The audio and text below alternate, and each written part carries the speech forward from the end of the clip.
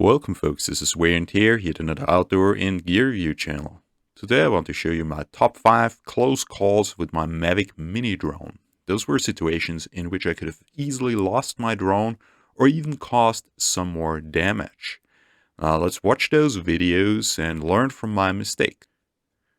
Especially if you fly in a city, you need to realize that birds own the airspace. And especially pigeons, they will show you who is dominating the skies. They fly around in big groups and they do very predictable, beautiful maneuvers. But if you're not aware from where they're coming, you can actually get hit, as you see in this sequence. So I just wanted to get a shot of that high rise real fast. It was cold. I didn't realize I was in a park. There were high buildings, so it's pretty logical to conclude that some pigeons have their territory there, right? And will defend it. So again, that was an oversight on my part. So when I was flying the drone, all of a sudden it jolts sideways. And at first I thought it is a technical malfunction, but then later looking at the footage I saw pigeons were around. So they're the very likely culprits because there was no strong wind or anything else. So definitely got hit by a pigeon.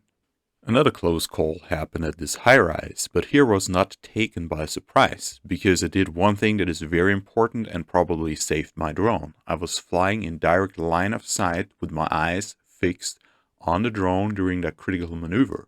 So I saw the bird, a crow, coming for my drone, and I pulled the drone back. You hardly can see that in the footage, but there is definitely an evasive maneuver from my side.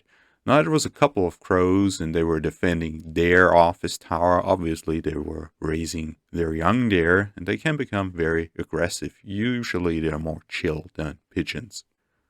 Well, the next situation is about strong wind or strong gusts of wind. I was flying close to Las Vegas, Red Rock Canyon.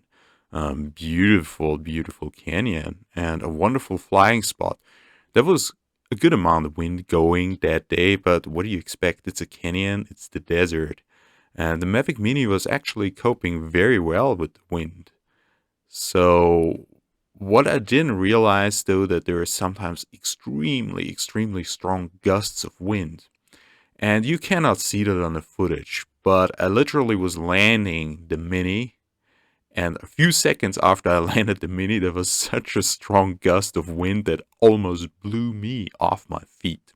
So the drone surely would have flown against a rock or something. So you can't control all the circumstances all the time. And even a stronger drone than a Mavic Mini would have gotten in a lot of trouble in that situation. Sometimes you're just lucky and save your drone.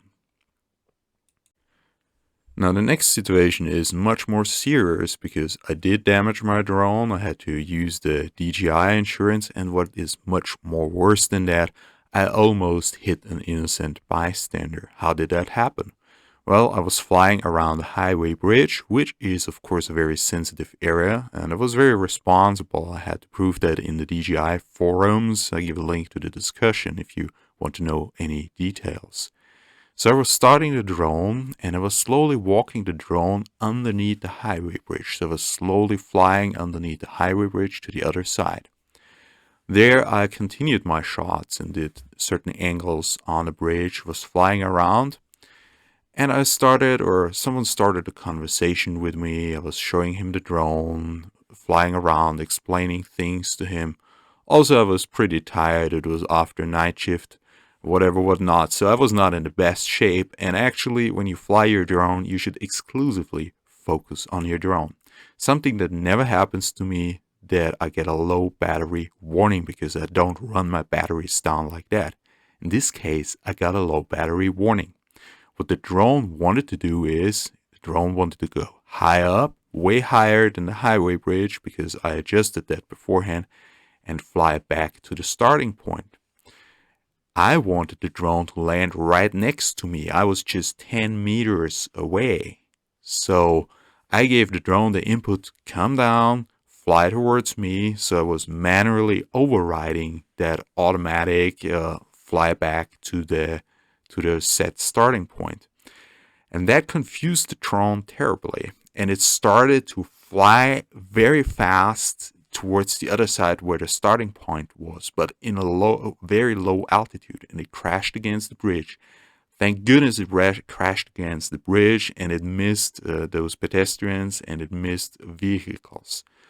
So I'm not 100% sure if there was a malfunction or a glitch on the drone, but certainly I made a lot of mistakes that led to that situation.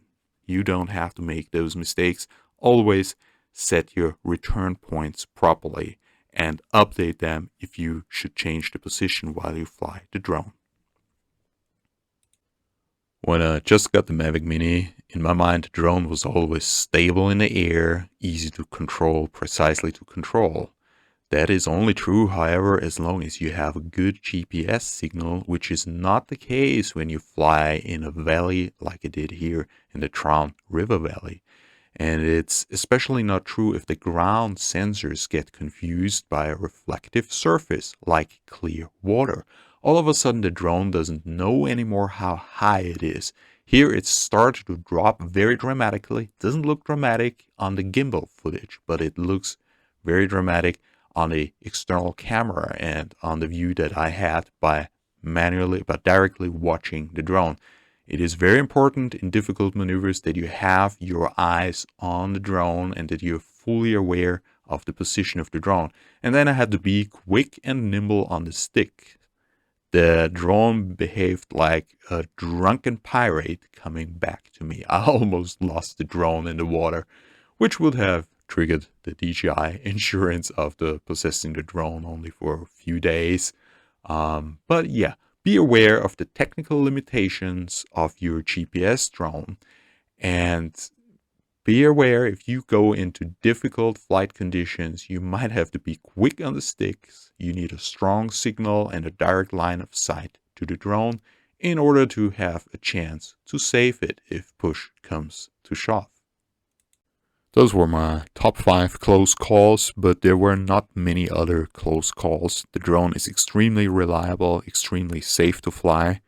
So far I was 47.5 hours up in the air with the drone. I crossed a distance of 339 kilometers and I have 426 flights with the drone. All of those ran pretty much without any hiccup. The drone is very easy, very safe to fly. You can focus on just enjoying the flight and getting great footage and shots in. This was Wear and Tear, over and out.